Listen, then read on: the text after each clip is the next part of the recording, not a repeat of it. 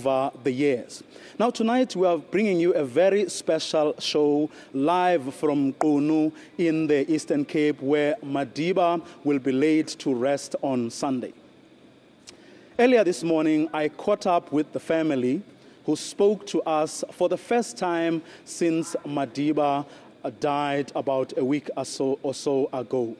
Makaziwe Mandela, Madiba's eldest living child, spoke to us this morning about her own views, her own experiences, but also her appreciation of what has happened, the way people have paid tribute to Madiba, the things that they have said as they paid homage to him. But perhaps more importantly, she bore out her own heart. She poured her heart out and spoke about intensely personal things, how the messages that have been speaking to her since Madiba's passing on Thursday last week. And here is how the interview went. You can't say a funeral is a happy moment, but I think we greatly appreciate the global outpouring and the love that is shown to Tata. And I think as the children and grandchildren, I think it has been a very sober moment and maybe a wake-up call if we did not know what that means to people. And I think it's his work, it's how he presented himself, it's how he carried himself, and that he lived life as authentically as he could.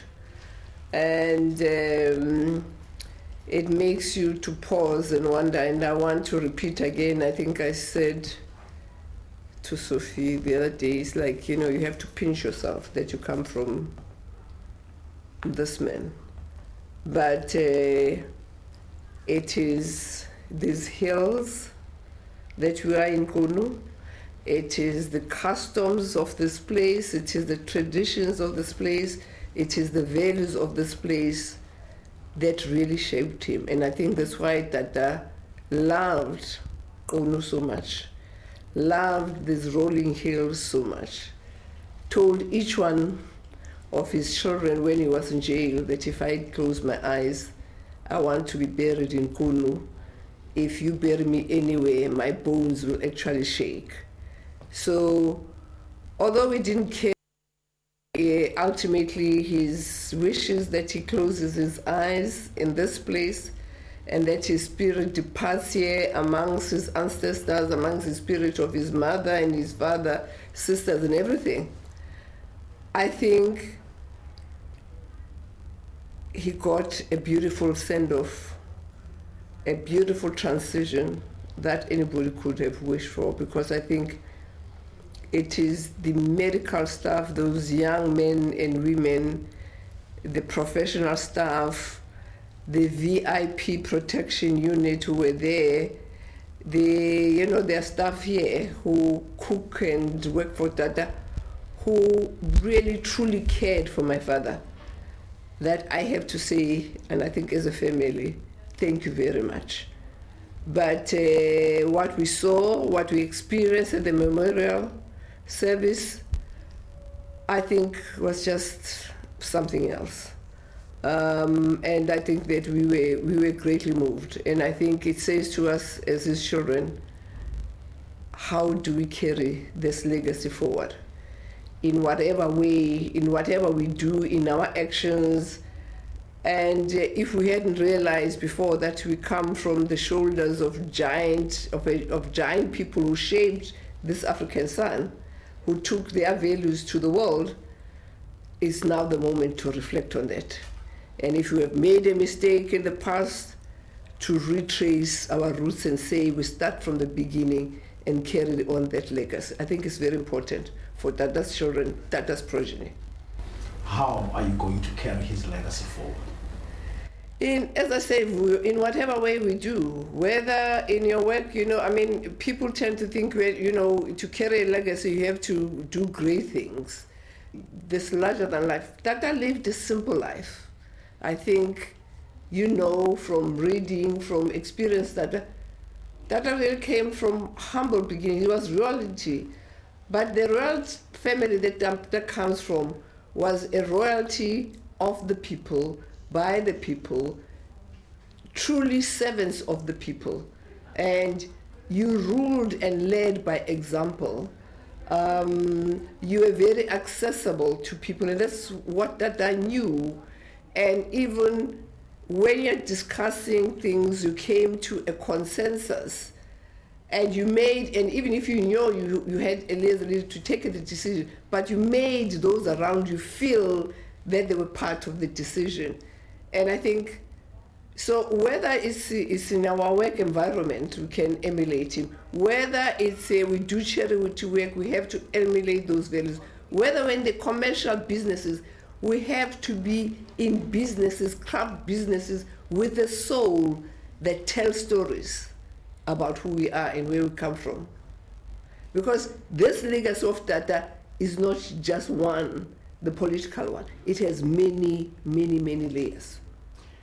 But is there something that you may have perhaps, have you sat as a family and said, maybe, as you said earlier, we have underestimated the value attached to us being the children and grandchildren of this great man?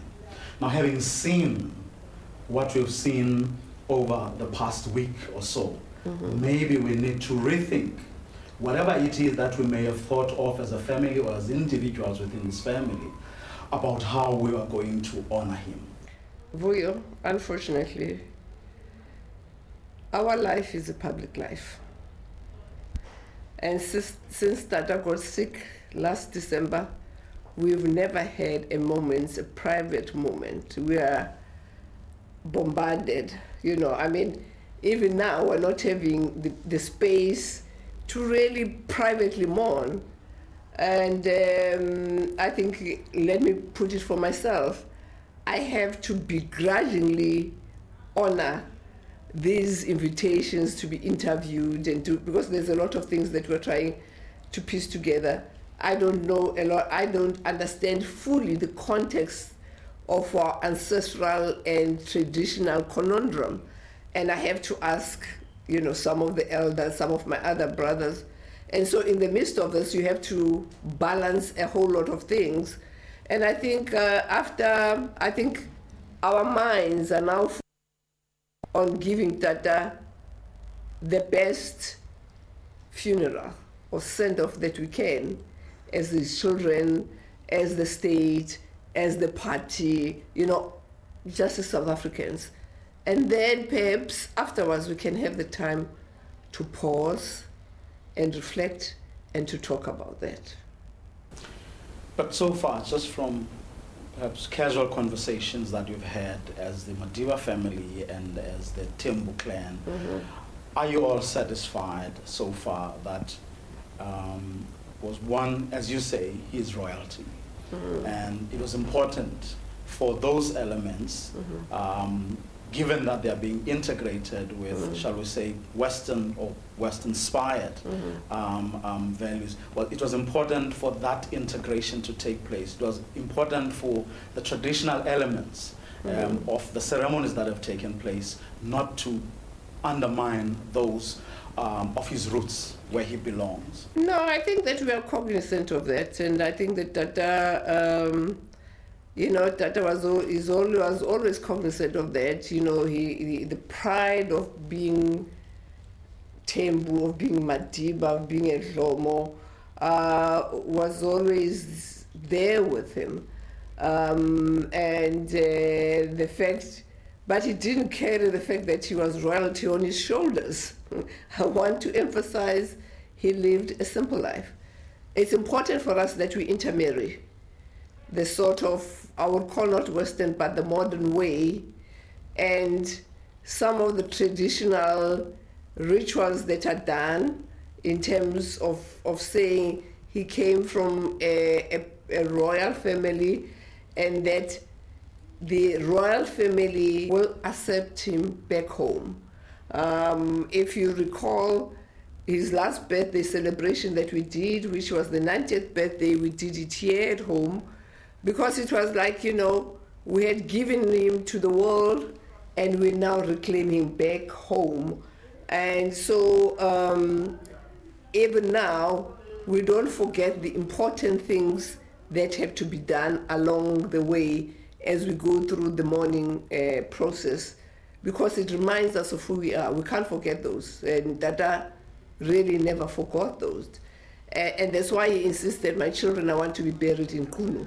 It's because, when Dada sits on the table and relates to our stories, when he grew up and sort of the conflicts that he had to intervene, which are local village, politics, he would say to us, my children, you have to come more often to Kunu, so you have to understand the issues here, because these are your people, this is where you come from. And so we'll try and honor him the best way that we can in terms of those. Now, as his daughter, what for you do you think is the best way that you are going to be, what will you be able, what do you think you're going to be able to do to make sure that as his daughter, there's this one, the single most important thing that you think he would be happy if you were to do it now that he has left us? Look, Dada is very much interested in he fought for freedom. Education has always been very important to him. The issue of unity he fight for. And, he called us at one time, and all he was saying to us is that charity begins at home. And so I have to try as much as at home to practice begins at home and try to bring the family together. We might have our differences, our difficulties, but in essence, it has to take that, and one has to swallow one's pride and say that, Dada talks about the issue of forgiveness. And forgiveness is a very, maybe foreign concept for me, and very difficult to do. But he says, and I didn't know that it takes courage to forgive. Because it's not about the mental. You have to go deep into your soul, into your heart, to be able to forgive another one. And so that's the spirit that I have to try and cultivate in this family.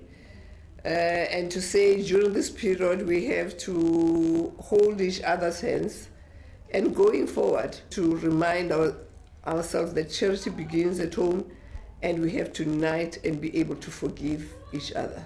Because if we don't do that, we can't really say that we're going to carry this legacy forward. So you're saying that is the pledge or the commitment that you're making? Yes, I mean the... Are you going to take the lead in uniting the family? No, I will try. I will take the lead in terms of I won't claim to say that I am the eldest by default, okay, because my brothers passed away, and so I earned that. But in the Xhosa idiom, so I have to lead by example, okay. My dad grew up in a period where he was never taught by anybody.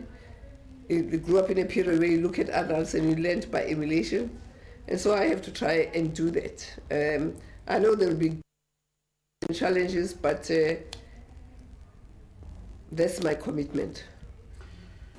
From your interactions with him, yes, from the things he has told you, yes, what for you is the most outstanding moment in the time that you've spent with him?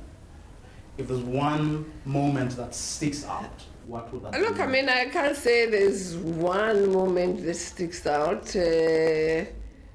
When you grow, all of us are in our own journeys, okay? We're given certain strengths and certain weaknesses when we come into this world.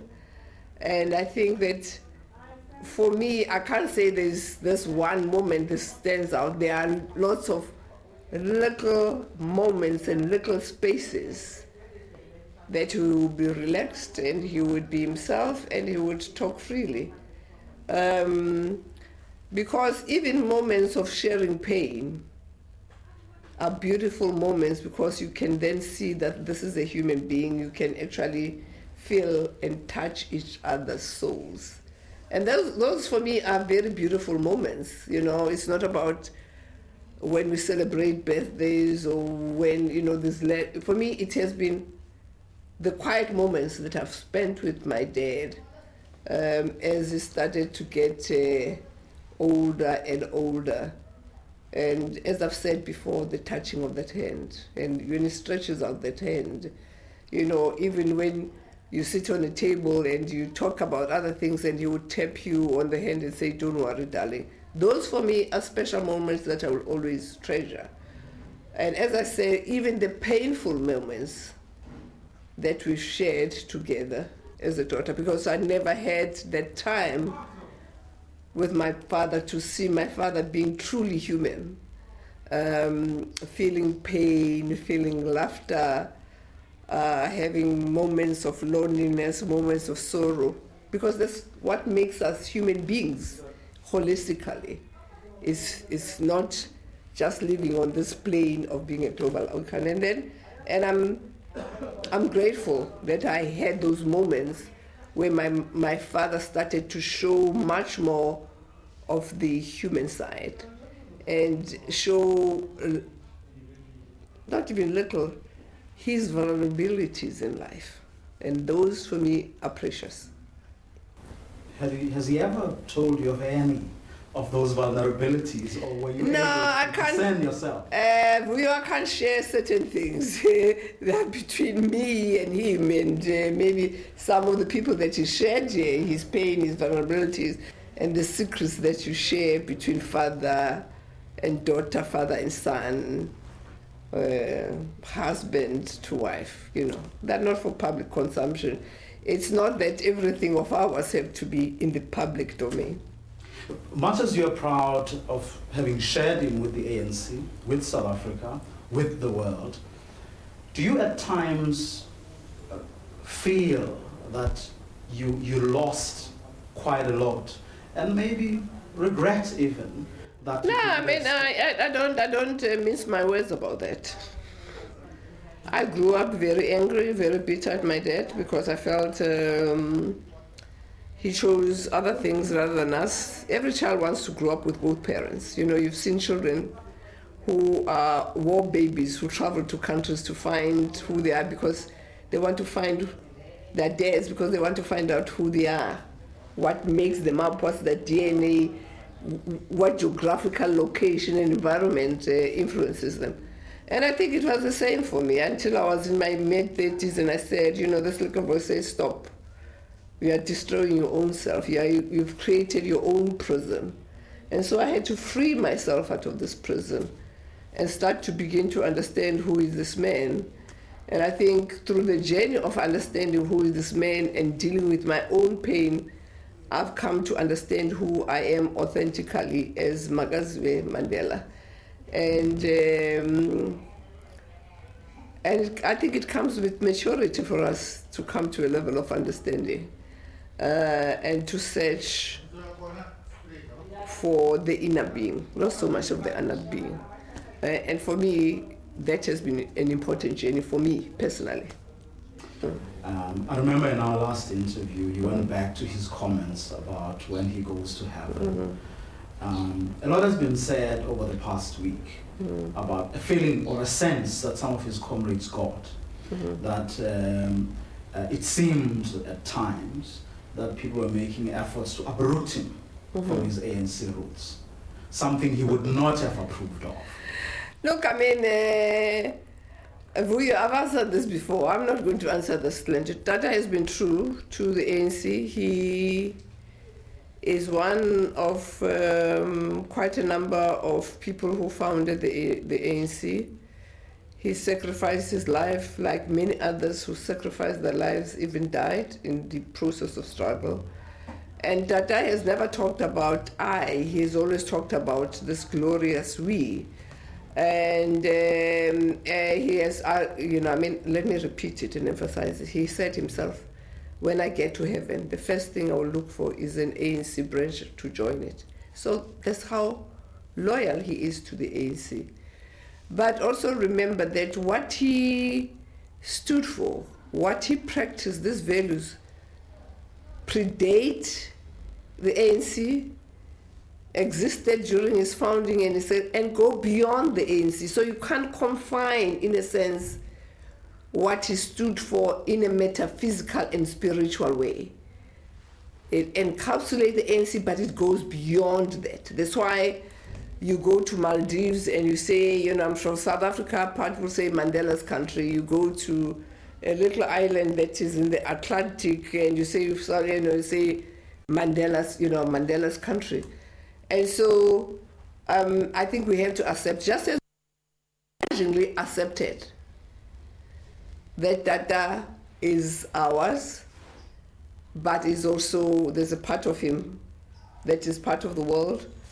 I think the ANC has to accept that Mandela is part of them, but there's also elements that go beyond the ANC that anybody in the world can actually grab and emulate and transform them into their own individual lives and maybe into their families, community, neighborhoods, and society. Having listened to everyone who has said whatever they had to say over the past week, having seen how South Africa and the world paid tribute to that, if you were to have another opportunity to speak to him now, what would you say to him? It's not that if I had to have another opportunity, I get opportunities every day, because I don't believe people die. I believe people transcend to an invisible world that I don't fully understand, the spiritual world, and I can speak to them, okay? Through prayer, through meditation, and they answer me with a small, small voice. So, I can, you know, you say, what would I say to him? I would say, thank you for a life well lived. But it was also a life with a lot of private pain, okay? And perhaps in life you are not given everything. But whatever you are given that is positive, you have to grow that and learn to decrease the negativity in your life and in your space. And that's a difficult calling for all of us. Because I do believe that if you can rise, try a little bit to rise to our higher self, I think we all will create a better world. Thank you. Thank you for you. Well, the words of Madiba's eldest living child talking to us there about her feelings, hopes, and aspirations. Now, Madiba has lots and lots of grandchildren. We caught up with a few of them, and I put to them a few questions. This is how our discussions went.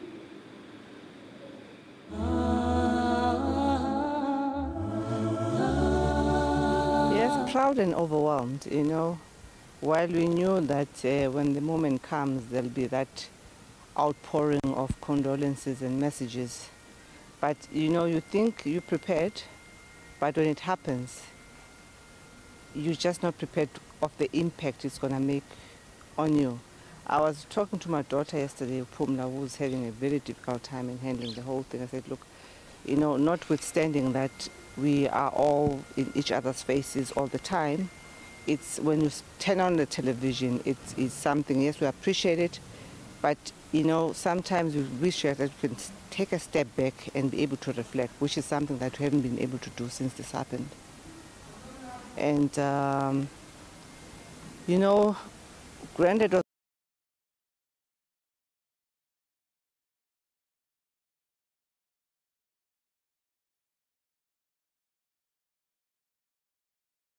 was always a truly amazing thing, because granddad did not seek to do something extraordinary. He just did something that he felt was right, and something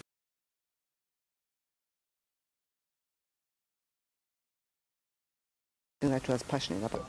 The part which amazed me most was the outpour of celebration from the people and how much the love and how much his impact actually affected the world. You know, being his grandson, you just see him as your grandfather. You know, you're just like, hey, Grandpa, how are you? And you know that he's done a few great things here and there, but you don't really understand the full depth and intensity of how he really impacted people and actually the world and how it was to change from what it was to what it is and what it is still to be. It's not really, this isn't going to be a funeral or memorial. It's going to be more of a remembrance and a celebration of what was, what is, and what is still to be. The legacy doesn't end just here or after Sunday. The legacy will continue with us as the people. He influenced us all. He influenced the whole world. And it will only be to our greatest, you know, honor to continue what he had started. It feels a bit, how do I explain it? We appreciate the outpour of love and support that we're getting from all South Africans of different races, different ages.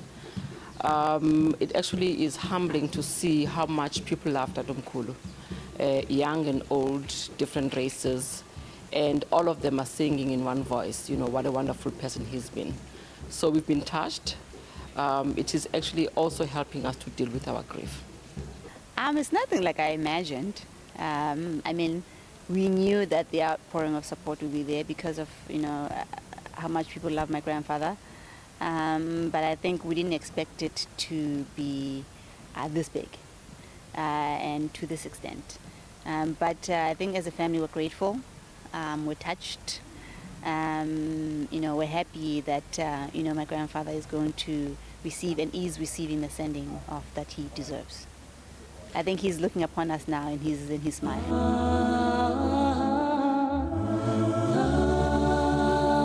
No, we really didn't. I mean, to actually see people bawling and crying and you know, I remember saying to my aunt, I knew that this was going to happen, but the type of a rally that we had outside the house, that I did not expect. You know, and that rally continued. I remember this one day it was raining. These people were here like 24 hours straight, singing and chanting all the time. And I was never, ever prepared for that. And, you know, and to see that impact is, you know, sometimes I sit back as is it for real? You know, do I have the same DNA? Do I share the same DNA as this person? It is really, it can be overwhelming.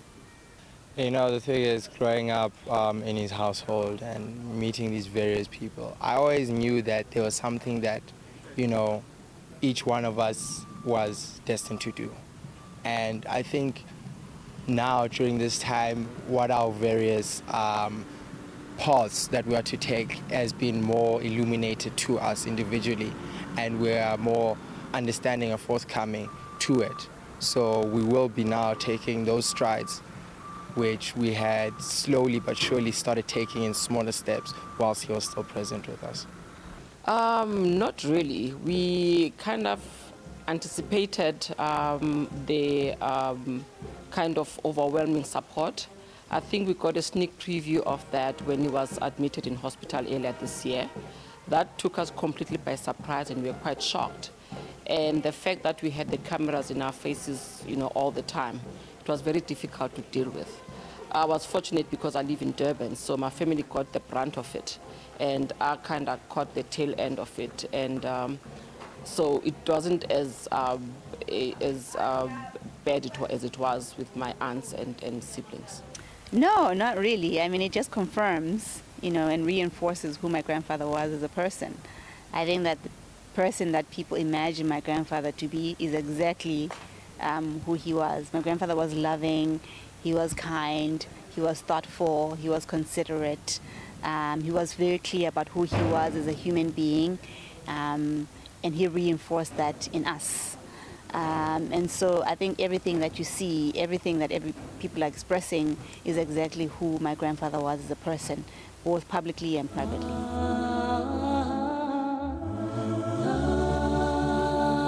Yeah, for us it taught us, how to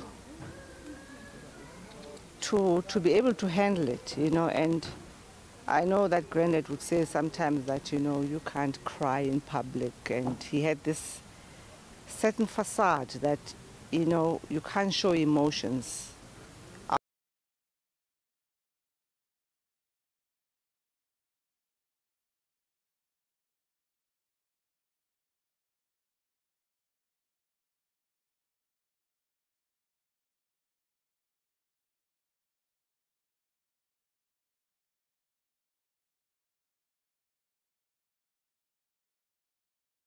Outwardly, and yes, there will be, there's something final about death, knowing that you will never be able to see this person. I'll